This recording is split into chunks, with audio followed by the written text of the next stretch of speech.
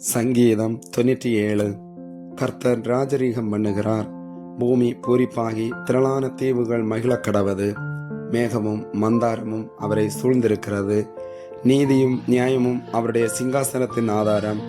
அக்கினி அவருக்கு முன் சென்று சுற்றிலும் இருக்கிற அவருடைய சத்துருக்களை சுட்டரிக்கிறது. அவருடைய மின்னல்கள் பூச்சக்கரத்தை பிரகாசிப்பித்தது. பூமி அதை கண்டு அதிர்ந்தது. கர்த்தரின் பிரசன்னத்தினால் பர்வதங்கள் மெழுகு போல உருகிற்று. சர்வ பூமியினுடைய ஆண்டவரின் பிரசன்னத்தினாலேயே உருகி போயிற்று.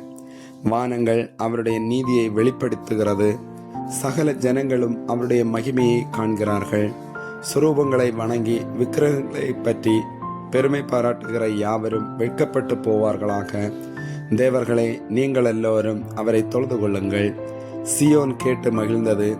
கர்த்தாவே, உம்முடைய நியாய தீர்ப்புகளின் நிமித்தம் யூதாவின் குமார்த்திகள் களி கூர்ந்தார்கள். கர்த்தாவே, பூமி முழுவதுக்கும் நீர் உன்னதமானவர். எல்லா தேவர்களிலும் நீரே மிகவும் உயர்ந்தவர். கர்த்தரில் அன்பு கூறுகிறவர்களே, தீமையை வெறுத்து விடுங்கள். அவர் தம்முடைய பரிசுத்தவான்களின் ஆத்துமாக்களை காப்பாற்றி துன்மார்க்கரின் கைக்கு அவர்களை தப்புவிக்கிறார். நீதிமானுக்காக வெளிச்சமும் செம்மையான இருதயத்தாருக்காக மகிழ்ச்சியும் விதைக்கப்பட்டிருக்கிறது.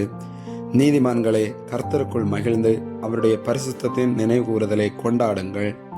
ஆமேன்.